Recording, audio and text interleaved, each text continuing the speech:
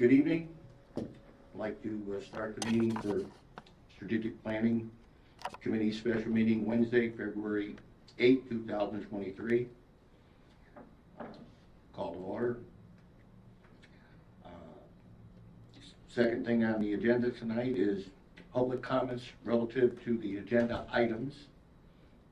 Anybody? No? Anybody online? Going once? Going twice? Okay. We do have a quorum, so approval of meeting minutes of January 24th, 2000. So moved. Second? Second. All right. Any changes? All right. So now on to the big show, report. Minutes for a vote on the minutes, all in favor? Oh, I'm sorry. My apologies. All in favor of approval of the minutes? Aye. Aye. Opposed? Abstain. Commissioner Walt, abstain. Yes. Suzanne? I'm abstaining. I wasn't there. Okay. So on to the 2003 Barrington Wells Management Study Update, Utility Services and Command Center. This is basically the second of 7 meetings where we're having all the different areas in the MDC give a little presentation. We'll stay for 2 hours, and hopefully we're not going to go over 2 hours. Thank you. Chris Levesque, Chief Operating Officer, promise under 2 hours. Okay. So we're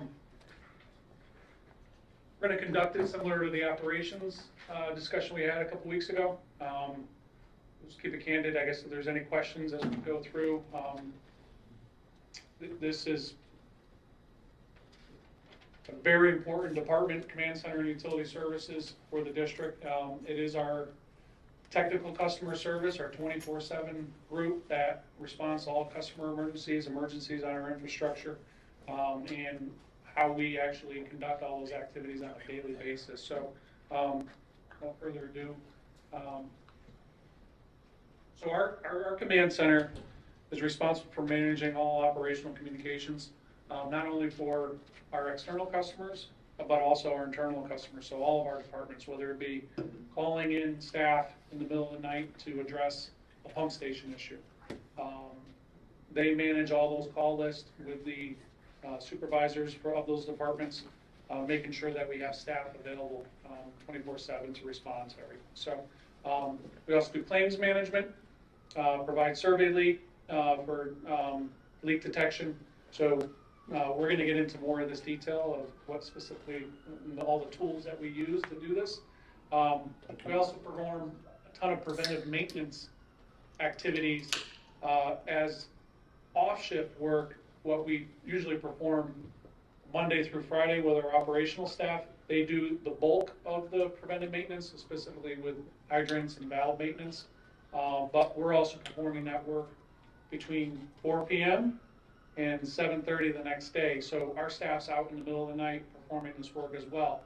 And we also do a ton of coordination with our engineering and construction, making sure we can respond to customer requests, help coordinate those outreach activities with our outreach communications department, as well as our project managers and our construction managers.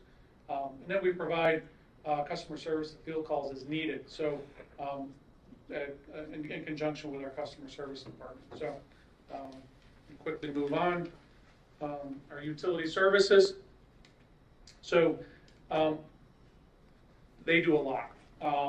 As Dave's going to discuss when we go through this stuff, this list is continuously growing. So this group has taken on the challenge over the years. A lot of these functions were in other departments previously, and some of this is what we're going to talk about with our management study of how we were able to converge a lot of the customer service related and bring it back into the operation. So we're going to go through all this stuff and we're going to provide a little more detail on it, but really it is the technical customer service for the organization, both internal and external as well. So I'm going to turn it over to Dave Ruddy, our Director of Operations. 29 years. 29 years. So Dave's been responsible for this department, how many years now? 20 years. 20 years. So he's lived and breathed it, so I'll turn it over to Dave to go through Command Center. Okay, Dave Ruddy, Director of Operations. So our command center, which we have pictures up there of the actual physical command center. We've got our monitors. We monitor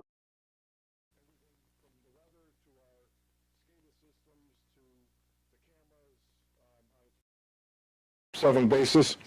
The command center is formerly dispatch.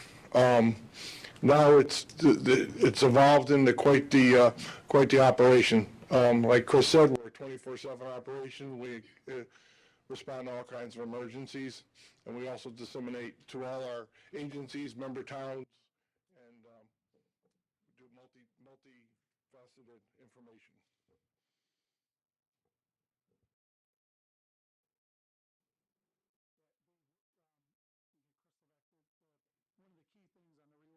Of the command center. I know Scott talked to it before, but we would have, I think, about 2 individuals within the command center, and we had no access to any customer service information as far as what are the things that we've done in there. So we would perform activities in the off hours and not be able to record it into our customer service module. So that's basically where we share any interactions with our customers. So customer service the next day would try to follow up, but there would be no records of what we actually did in the off shift. So, so I got to experience what was the practice when I got here, and then when Scott became COO, we went through and a lot of work occurred in the command center to allow them access to be able to start sharing that information of what we did over between 4 p.m. and 7:30 that day. So when our regular shift staff came in, they were fully briefed on this, and we've implemented a ton of different options in there of how to communicate this at all hours. I get emails at all hours of the night of what's occurring. So that's sorry, Dave. Okay, yeah, I mean, as Chris said, you know, customers call in the morning, and we've been out there, we shut the water main down, the information has to flow throughout the district, so customer service has to be aware of it, all management has to be aware of it, so we just do disseminate a lot of information. So here's some pictures of some of our typical emergencies we would respond to. Water main leak in Weathersfield, Southstein Highway, that was Newington, where the car went around our vehicles with the lights on and drove into the hole. We were, like we said, we respond to all kinds of emergencies. And Dave, an important point, and Chris said it, but prior to the command center, we had 2 people, and I think my presentation had a picture of the dispatch center with, like, you know, one per Angel or somebody in, you know, in the dispatch. And the process was that Angel or the dispatcher would call in a crew, a gate crew or a hydrant crew, to actually come in and shut down the water main, whereas now all the people here that are in this room are qualified and capable to do that without calling in a crew. And that, so it's first responder. We're not just waiting for a crew to come in. And just to mark that, about 2 years ago, we officially formalized all the job specifications with the utility maintenance series, so utility maintainer 1, 2, crew leader, and supervisors. Those same job specifications that are for operations, those transfer right over to command center. So we have interchangeability between the departments, which allows us to cross-train command center staff well with our operations staff. So we're multi-versed on all hours of the day of on jetting a sewer line, fixing valves, shutting mains down. Obviously, there's only so much our 4-man crew can do in the night, where we do have to call in as well to help support and ultimately fix the water main. But we are somewhat always self-sufficient regardless during all hours, which is a huge plus for us. It's decreased our reaction time in resolving things and getting them safe almost immediately with the staff we have, so. And the majority of the staff that works in the command center, and in most cases utility services, actually came from operations. So they worked in the sewer department, the repair department, so they not only, they have hands-on knowledge of how the system operates and how it needs to be maintained. Sorry, Dave. That's okay. Dave, I get one question. Scott, what are they on standby time? How do they handle the crews with it? Yeah, so the command center and not the utility services, but command center is 24/7, so we have 3 different shifts. So they're, in a sense, straight time. There's a shift differential that's part of the union contract, but the command center is 24/7. So anybody who's working 24/7, unless they get held over, is in a sense straight time. Utility services is more of a daytime activity unless we have some kind of emergency. We need to call in, the staff to mark out or whatever that might be. But the command center is 24/7. Utility services is practically a daytime operation.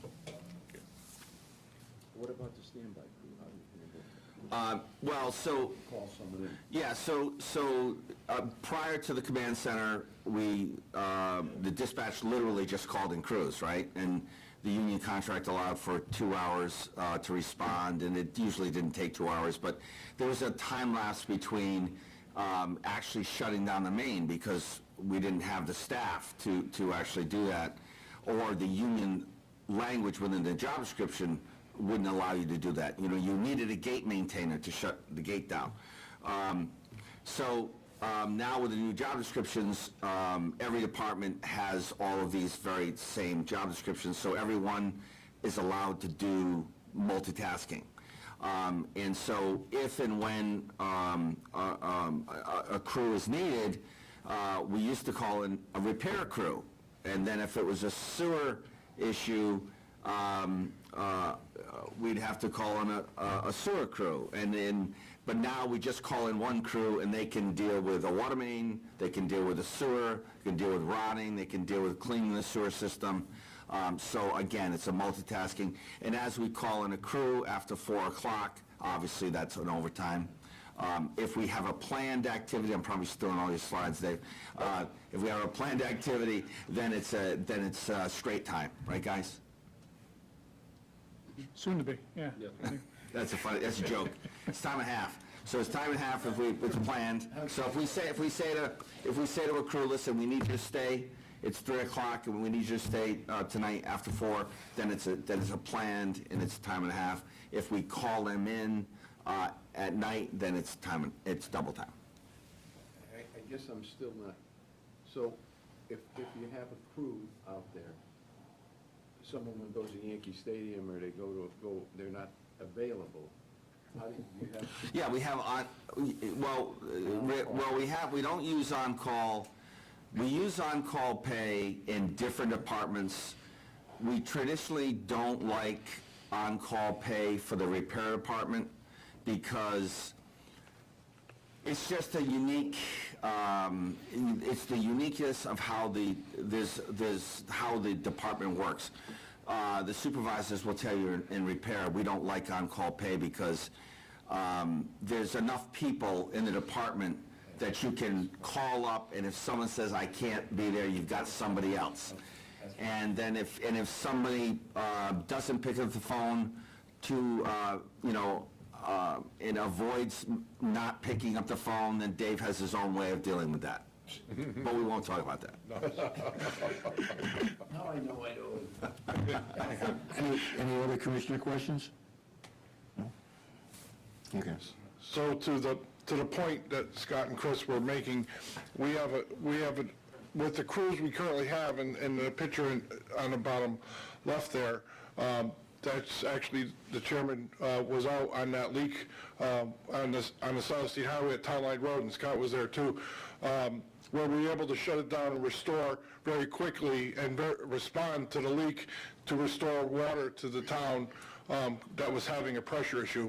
So our response time is pretty efficient with getting out to these leaks and getting them shut down. So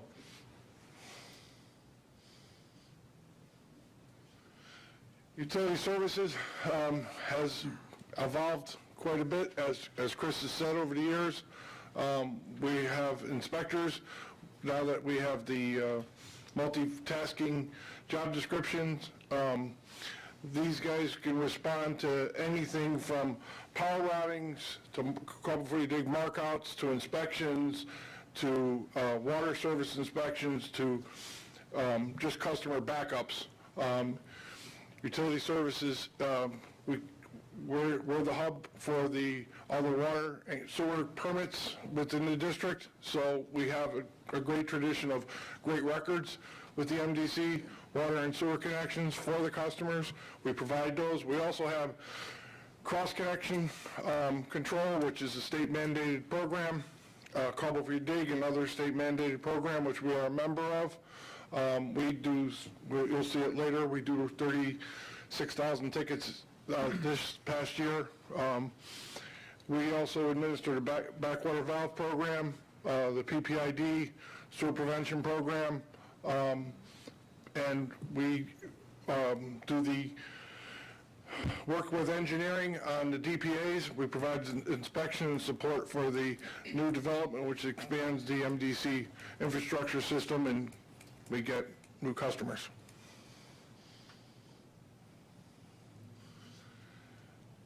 As part of the reorganization of the district, utility services has taken on some roles with the backwater valve program, with the house connections, with the PPID, with the sump pumps. The program itself has evolved quite a bit from when it started. We also are heavily involved with the fast oils and grease. We've happily got Megan Buckeye with us. She was formerly in EH&S. Now with the multi-job, faceted job descriptions, we're able to provide support for the FOG program and with inspections. I think I have the notes here. And we also,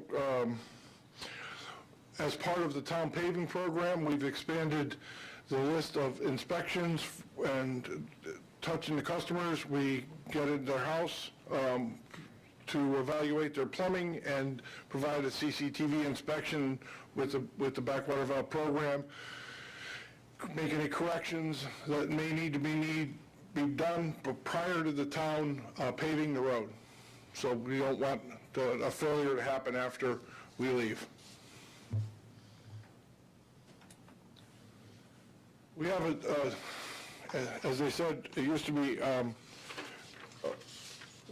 lot of information with a lot of people in a lot of different places. The command center disseminates that information out on the management of daily activities to our member towns, to management. So, where our crews are actually digging that day, to where we're doing maintenance of activities, our paving program, where our inspectors do our markouts. It all goes out, and the information's funneled through the command center.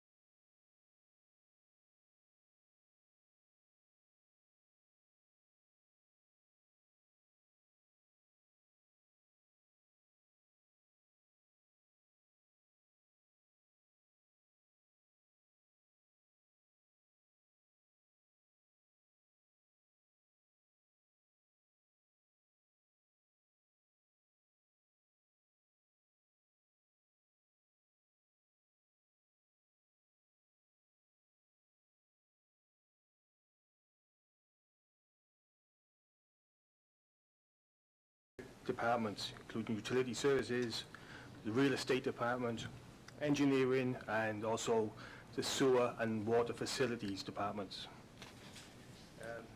We trace MDC boundaries and easements, and we map any encroachments that we encounter while, the easements. That's quite an important process for the real estate department. Can you speak up just a little, or closer to the mic? Okay, Thank you. The survey group is also responsible for call before you dig markouts at the facilities, as well as cross-country. This is out west, where our larger diameter transmission lines are. We tend to assist with the markout out west there. As technological improvements with surveying equipment has improved in recent years, we're able to measure much more accurate, and we're able to increase productivity, and with the added advantage of increasing safety. The equipment has come a long way over the last 5 or 10 years that we can really take advantage of what's out there to produce a good product. One example of the equipment is the Trimble R12 GPS unit. It's a survey-grade GPS unit that can measure for boundaries. It measures down to the millimeter accuracy, and we use it for any kind of property line layout, easement layout, or retracement. With the ability to receive more satellites than its predecessors, the R12 can collect state grid coordinates and elevations within 1 minute of turning the unit on. Those instant fix, and those values are available to us straight away. That information can be collected and transmitted live back to the office for ease of movement of data. And also that can be reversed. The office can send data to the GPS unit in the field. So should there be a last minute change in what we need to establish, it can be calced in the office and sent to the field crew whilst they're still there, not having to come back and then travel back to the site. So that's a big improvement. The GPS R12 can achieve survey-grade data anywhere within the district almost instantly. A process that not so many years ago, we used to use conventional survey equipment, and just to bring some survey control into a project area, benchmarks, we could spend days transferring from an existing benchmark to the project area. That time is now down to virtually minutes with the use of the R12, giving us survey-grade accurate coordinates right there and then. So I do have the R12. If time is permitting, I can show you. Sure. Yeah. Okay. Just to highlight one of the things Mark's group does, so every once in a while, we'll see on a Water Bureau or a Public Works agenda an encroachment permit, but Mark's group under Dave and Jason Breetempson Utility Services, they're actually going out and defining when a customer is doing private property work where we may have a mainline sewer going through their property within an easement. So those are the types of things that Mark and his staff are looking at a continuous time, and then also bringing that into technical service and have engineering present that to the different bureaus and ultimately for district board approval. And this position, we used to have a separate survey crew department. Was in construction. We moved it to utility services. Again, multitasking. So now the supervisors have absorbed the survey responsibility. Obviously, we have a specific licensed surveyor, so Mark would do and his staff would do those kinds of activities. But again, multitasking. So Mark, in his position or his staff's position, is not just to do survey. It's to focus on construction inspection, utility services inspection as it relates to survey. So again, it's a way to do more with less. Okay, so this is the unit, obviously remote working zones, you can't see the satellites. This is the MDCs, US GPS satellites, GLONASS satellites, which are Russian, Western European satellites. And on any given day, you're really reading about 15 to 20 satellites. So obviously, the more satellites, the better configuration of the satellites, the more accuracy, and the quicker you can get the pieces together, get a coordinate base. So basically, the antenna there is Bluetooth down to the collector, which collects all the data. And this was also connected to the Wi-Fi, which is connected to the internet, and that transmits back and forth to the office, as well as receives calculated connections. So we can actually do all the calculations, the math calculations in seconds. And gives you the coordinate on the screen, and the elevation of where you are. You don't need any more LSs. As the world is going, technology is taking over.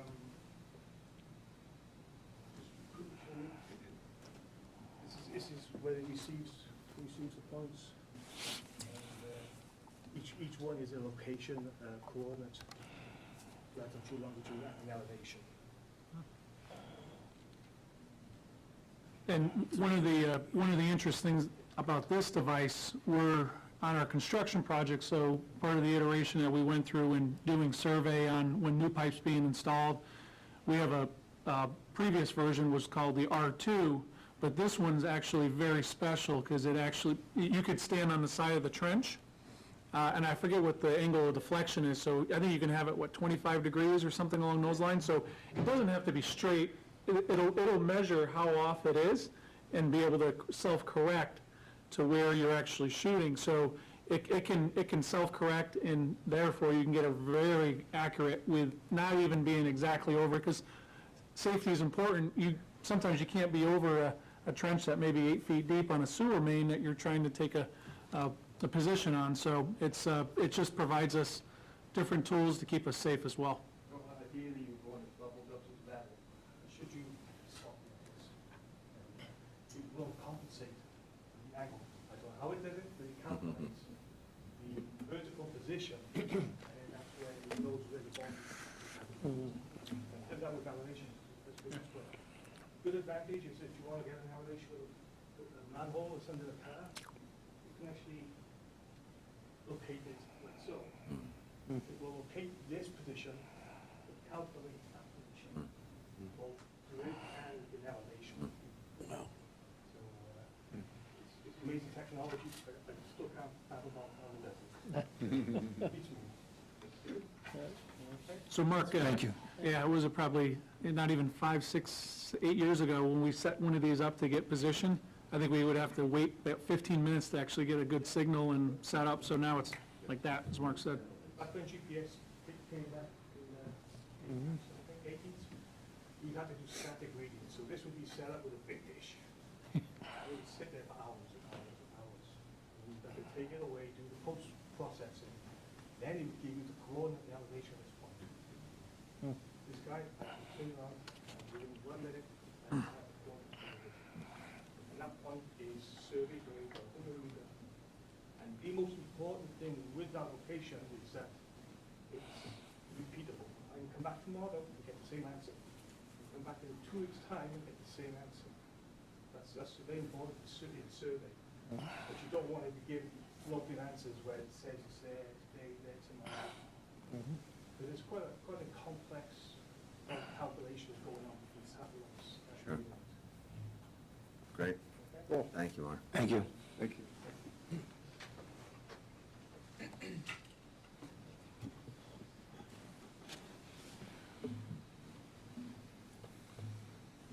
As with everything,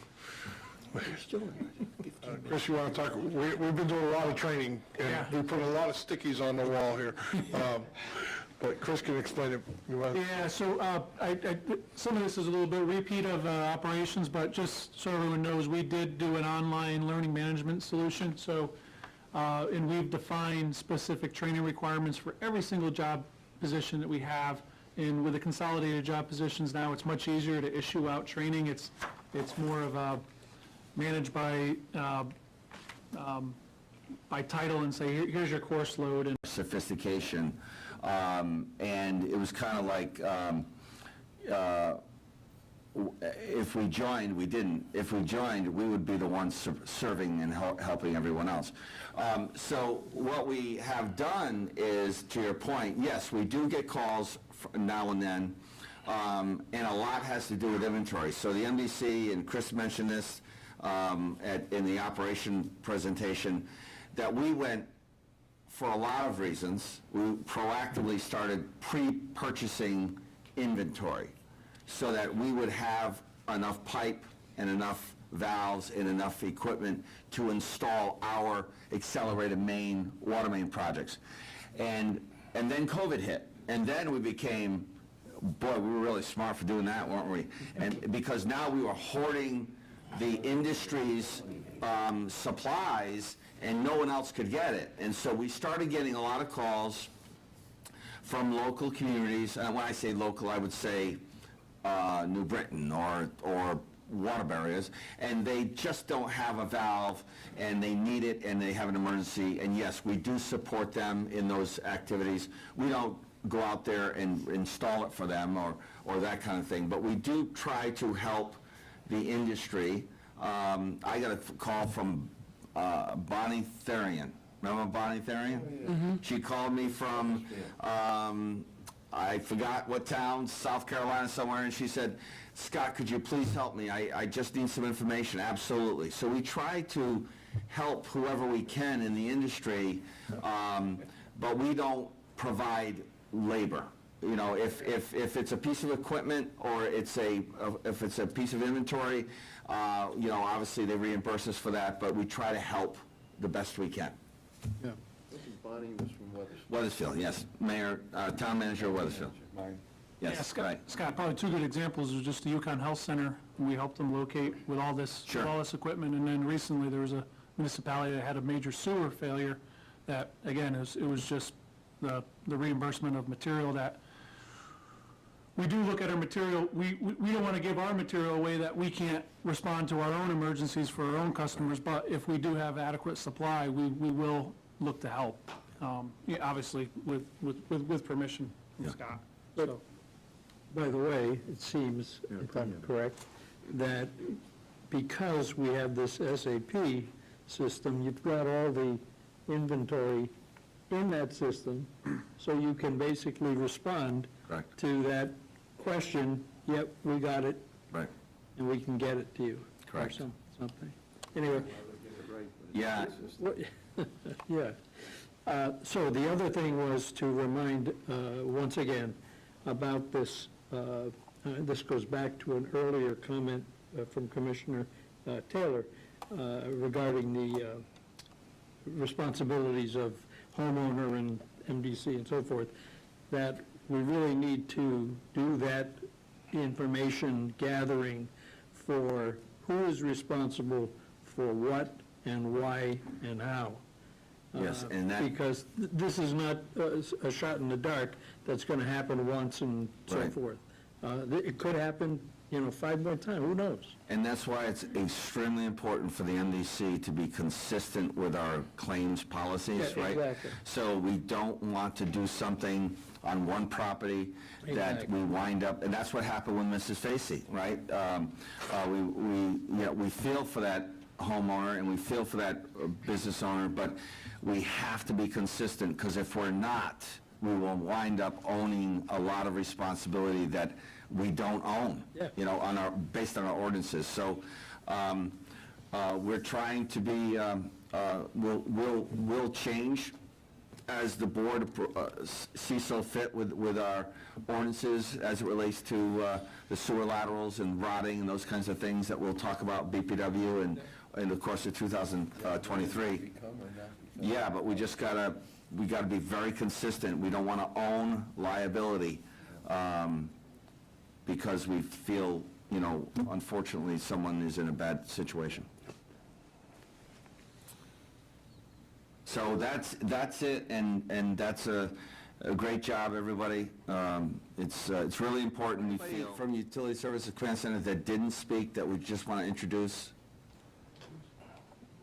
Louis Owens. No, Louis, if Louis is at your house, it's not a good thing. So I'm trying to stay low profile over here. Oh, thank you. The hat, I'm sure the hat, you know. But Louis is the guy who, unfortunately, if you have a backup in your home, or you've had property damage of some sort, Louis is the gentleman who's gonna be. I'm there to assist and help. He's here to assist and help, but he's going to be documenting the damage that, that occurred in your home and whether or not it was our responsibility. And then Louis would be working directly with Treasury and claims and making sure that if it's our responsibility, then we would deal with that, whether it's making the property habitable, hot water heater, boiler, whatever you might have, or it's not our responsibility, and he's got the unfortunate responsibility to explain that to the homeowner. So it's a one-on-one, face-to-face job in the middle of the night with our customers, and he does a great job, so thank you. Thank you very much. Louis, you're not starting with, I'm here from the government to help you, do you? Any other questions from any commissioners? Actually, we actually did make it 2 hours. I took a half an hour off for you, Scott, so we're good. All right, thank you. Yes, very. Yes, it was wonderful. Yeah. Yeah. You see actually what we're doing out there in Yeah. the field. Yeah. How effective our people are. Right. No, it's great. Yes, thank you very much. That was wonderful. Thank you, good job. Okay. Yep. Moving on, opportunity for general public comments? I want to say this was fabulous. Okay. Thank you, Judy. Anyone online? No. Okay. Commissioner comments and questions? We're going to take that off the commission. Okay, well, there's a couple things. Number one, next meeting is February 21st on a Tuesday, just to let everybody know. Just put it on your calendar because I think it's well worth it. What department do you know? Let's see here. Engineering. Yeah, it's Engineering, well, I thought we didn't need engineering. Well, we may not. I mean, Susan, you're going to have to You're being justify. replaced, Susan. I can do it now. Susan, you're going to have to justify why we need engineers. Susan, we've got all of this equipment here. You're being replaced. I don't have a lot of this, the props. Slide rule. Slide rule. To answer your question, engineering, construction, EH&S. Great. And Susan, Thank you you. can sit next to me and you can... Yes, Okay. absolutely. You'll see a lot when Susan does the presentation. You'll see a lot of that interaction between operations and utility service command center. You'll start to see that as Susan gives her presentation.